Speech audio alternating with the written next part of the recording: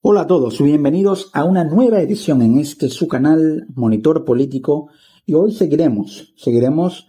dándole una importante cobertura al tema migratorio, específicamente a la situación actual a nivel migratorio con los venezolanos en Estados Unidos, y por eso he decidido titular este episodio como la vida después del TPS para los venezolanos en Estados Unidos. Es que se torna complicado. Y todo esto, por supuesto, tiene una causal o una motivación política que ya iré explicando, como lo he venido desglosando en episodios y audios anteriores, pero en esta ocasión les daremos un enfoque un poco distinto. Pero lo importante para iniciar es qué está sucediendo ahora que el TPS ha perdido su vigencia. De manera directa, recordemos que el TPS de 2021 ha quedado completamente eliminado también junto al de 2023, pero el más afectado de manera instantánea fue el de 2023, que ya no tiene ningún tipo de extensión o de periodo de gracia, a excepción de un reducido y casi privilegiado grupo de 5.000 venezolanos aproximadamente que hicieron su re-registro, es decir, que volvieron a inscribir su solicitud de TPS para una extensión antes del 5 de febrero de 2025, y ese grupo de 5.000 tiene una extensión automática hasta el 2 de octubre de 2026, es decir, un año o un poco menos de un año. Pero lo cierto es que la Corte Suprema de Justicia no incluyó dentro de su sentencia a ese grupo que hizo el registro, y el Departamento de Seguridad Nacional no menciona tampoco al grupo que hizo ese re-registro antes del 5 de febrero de 2025 como un grupo que vaya a perder la protección, y por lo tanto se sobreentiende a nivel legal y administrativo que ese grupo está exento de la medida y por lo tanto está protegido durante un año más. Pero la gran mayoría, que son 300.000 venezolanos del grupo de TPS 2023, y ahora el que tiene en vilo a la comunidad de abogados de migración en Estados Unidos en este momento, que es el TPS de 2021, que también fue eliminado, pero tienen un pequeño tiempo más de respiro, de oxígeno, hasta el 7 de noviembre de 2025. Es decir, quedan menos de 2 semanas, unas 2 semanas y media aproximadamente, para que culmine esa protección y ese grupo también tenga que buscar otra vía migratoria para tratar de no permanecer de manera legal, pero sino para ganar tiempo. Es decir, recordemos que el sistema migratorio en Estados Unidos está hecho para no dar un estatus legal fácilmente, y para que los solicitantes, en vez de buscar una legalidad, intenten ganar tiempo, sí, con la intención de tener una legalidad a futuro, pero es una promesa a futuro que en el presente de los migrantes los obliga prácticamente a ganar tiempo y a buscar ganar tiempo. Por lo tanto, en esta situación tan compleja, el grupo de TPS 2021 tiene hasta el 7 de noviembre para tomar una de dos decisiones: irse del país de manera voluntaria o tratar de aplicar a otro mecanismo, como por ejemplo una solicitud de asilo, una petición familiar o una petición laboral, que son las tres que en este momento están disponibles. Las otras opciones serían muy excepcionales, en las que el 98% de la población venezolana con TPS o la población migrante venezolana en general en Estados Unidos, que no tiene ni residencia ni ciudadanía, puede aplicar o acceder a estas figuras, como por ejemplo una visa de interés nacional para habilidades o profesiones que necesite Estados Unidos y que considere el Estado estadounidense que son de interés nacional para el país. También están otros tipos de visas, como visas culturales o visas de artistas, visas para deportistas. Es decir, hay un sinfín de opciones de visa. Las opciones también dentro de las visas de estudiante están muy limitadas, porque la gran mayoría de los venezolanos en Estados Unidos no fue a estudiar, y por lo tanto, básicamente las tres opciones un poco más accesibles, pero también tienen mucha restricción, porque una mayoría no aplica o no tiene un perfil para solicitar asilo político, o tampoco para una petición laboral, una petición familiar o laboral, debido a que pueden tomar muchos años. Por ejemplo, una petición laboral para un solicitante o un migrante venezolano por parte de madre o padre puede demorar, si posee una residencia permanente, unos 8 años, y si tiene la ciudadanía, de unos 4 a 5 años, en los que no se garantiza una inmunidad total y muy probablemente la persona, el solicitado o el pedido, por así decirlo, en esta petición, valga la redundancia, familiar, tendría que esperar la resolución de ese proceso fuera de Estados Unidos, en su país de origen. Entonces es una situación bastante compleja. Y en cuanto al asilo político, una gran mayoría no aplica o no tiene un perfil político estrictamente, no por tener actividad política, sino por, de alguna manera, tener algún tipo de experiencia que lo afecte personalmente en lo político y a nivel personal y familiar, no a nivel económico, ni tampoco con motivos económicos como explicación o justificación para la solicitud de asilo, porque sería una denegación inmediata. Por lo tanto, hay que recordar que básicamente no hay manera de poder quedarse en Estados Unidos o ganar tiempo en Estados Unidos si no se tiene un perfil para solicitar un asilo político creíble, debido a que una buena parte son denegados por ser considerados como asilos o solicitudes de asilo, casos de asilo frívolos, es decir, muy poco creíbles o nada creíbles y que no tienen un sustento real, sólido, con pruebas de que esa persona o ese solicitante tenga algún tipo de afectación o daño personal por motivos políticos en su país de origen. Por lo tanto, en este sentido, se están dando muchas denegaciones de asilos, de casos de asilo, de solicitudes de asilo en Estados Unidos, y lo cierto es que apenas el 30% son aprobados. Hay, dependiendo de algunos estados, pero principalmente en los estados de Texas y Florida, hay una aceleración en los casos o en las llamadas a entrevistas que podían tardar o pueden tardar, porque todavía existe esa situación, hasta unos 7, 8, 9 o 10 años de espera para ser llamado a una entrevista, pero se han dado casos en los que muchos solicitantes han sido llamados a los 9 meses de haber hecho la solicitud o de haber introducido la solicitud, pero con declaraciones de abogados del estado de la Florida que he podido consultar, se da testimonio de que hay muchos casos, específicamente en el estado de la Florida, pero también en otros estados, con una amplia cantidad de solicitudes de asilo y de migrantes venezolanos, como lo es Texas, que los asilos afirmativos están siendo convertidos de manera deliberada por la administración pública y por migración de Estados Unidos en asilos defensivos, sin darles el derecho a una entrevista en USCIS, es decir, en el Servicio de Inmigración y Ciudadanía de Estados Unidos. ¿Qué significa esto? El asilo afirmativo aplica para una persona que entró de manera legal, es decir, con una visa, a través de un aeropuerto a Estados Unidos. Presenta su caso y lo hace ante USCIS, el Servicio de Inmigración y Ciudadanía de Estados Unidos. Ahora, quien entró de manera ilegal, es decir, por la frontera, sin ningún tipo de visa, aplica para un asilo defensivo, que debe presentarlo y defenderlo, como lo dice su nombre, ante una corte de migración para justificar ante un juez migratorio el por qué entró de manera ilegal a Estados Unidos y por qué solicita asilo después de haber entrado de manera ilegal a Estados Unidos. Lo que está sucediendo es que muchos asilos afirmativos de personas que entraban de manera legal con una visa a Estados Unidos están siendo convertidos sin previo aviso al solicitante en asilos defensivos, es decir, en asilos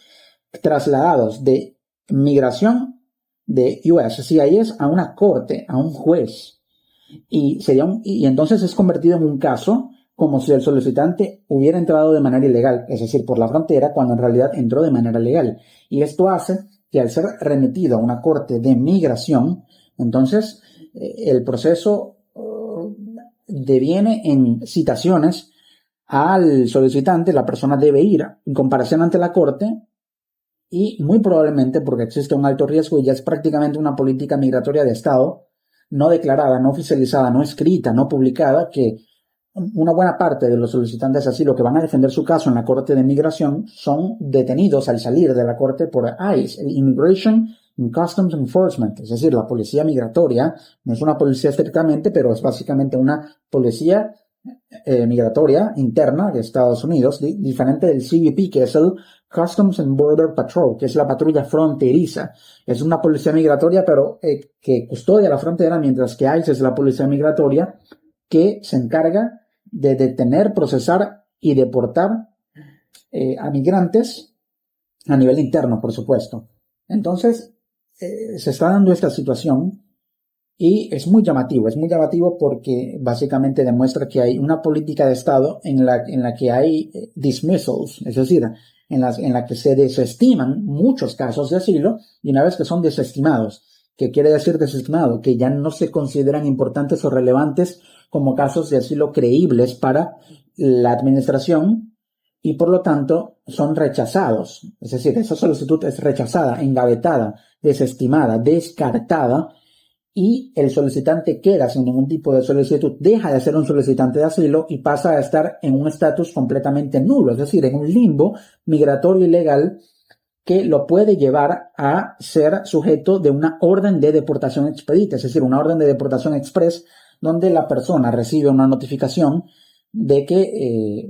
debe retirarse, pero en la mayoría de los casos, la notificación de deportación la recibe ICE por parte de la Corte Migratoria,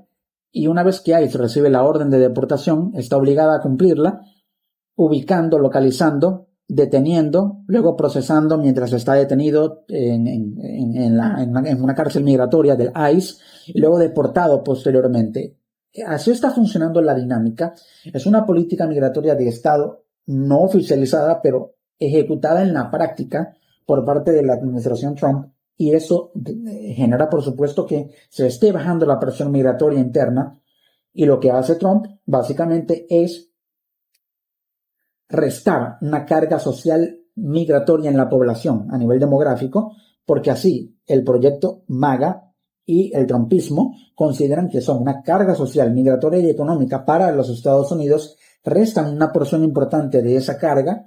haciendo deportaciones, y de esa manera buscan aislar social y políticamente incluso a la sociedad estadounidense de las sociedades extranjeras y también culturalmente de las sociedades extranjeras, para que Estados Unidos y la sociedad norteamericana sean una sociedad más apegada a los valores culturales e históricos anglo propios de los Estados Unidos, que a los valores culturales e históricos extranjeros, pero principalmente hispanoamericanos, o como se dice erróneamente, latinoamericanos, pero es decir, los hispanos. Esto, por supuesto, resulta en presión migratoria y social en reversa para los países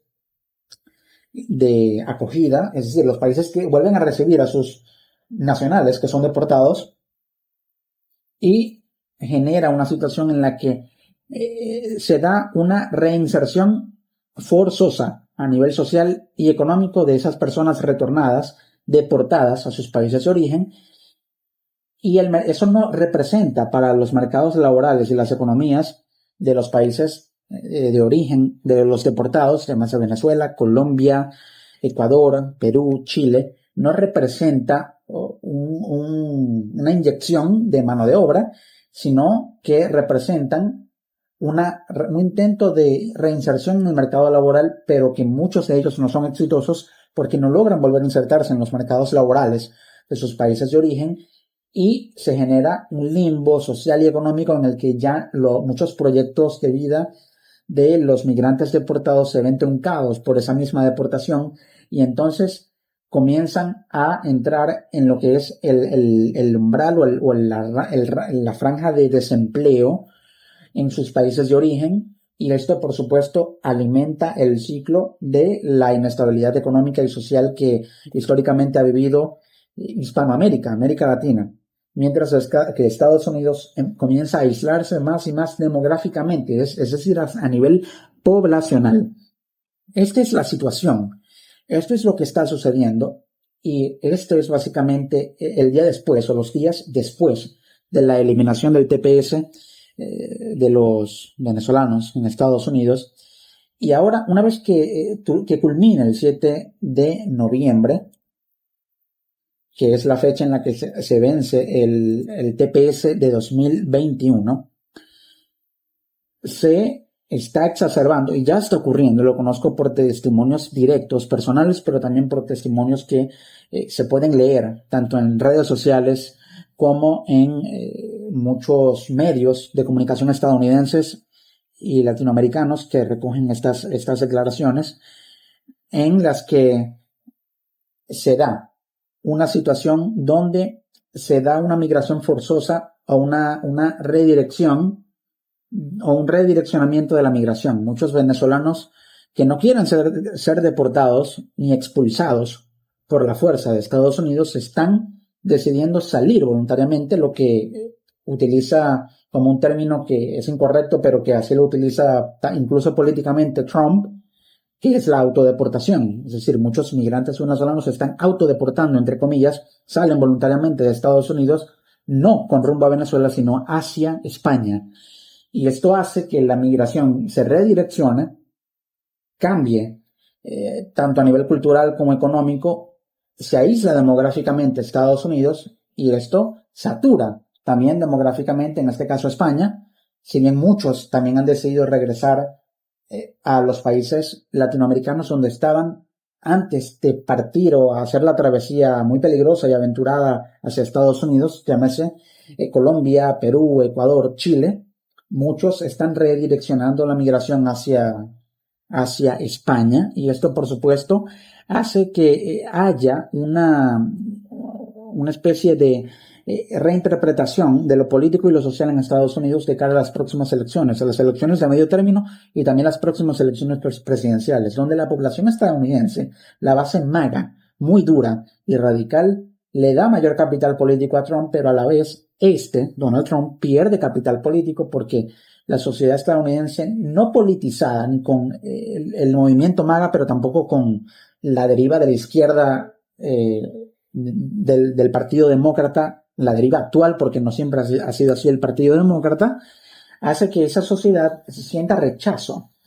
a lo que está aplicando a nivel migratorio e incluso humano Donald Trump con sus políticas migratorias, que si bien muchas de ellas tienen una justificación lógica por la saturación migratoria que ha sufrido Estados Unidos en los últimos 4 años durante el gobierno de Joe Biden, también hay muchos excesos sociales y humanos principalmente que hacen dudar de la capacidad de síntesis y también de mesura por parte del gobierno de Estados Unidos e incluso de la reputación de Estados Unidos como país. Entonces, así se encuentra la situación, así está el fenómeno, y si bien muchos venezolanos están redireccionando la migración hacia España, no lo hacen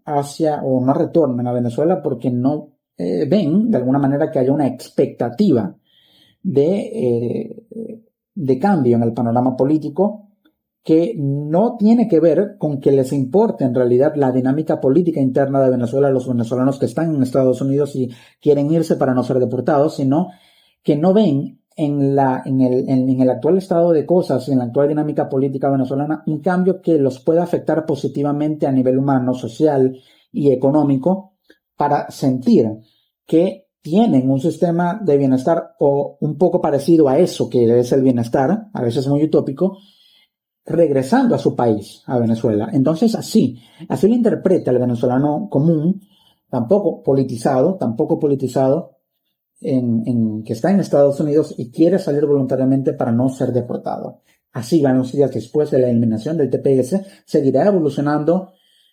y seguiremos analizando lo que suceda próximamente en ese aspecto y en cómo este cambio en la migración venezolana puede afectar no solo a la migración en sí, sino a la población venezolana que está dentro del país. Nos encontramos en una próxima edición aquí en este canal, Su Monitor Político.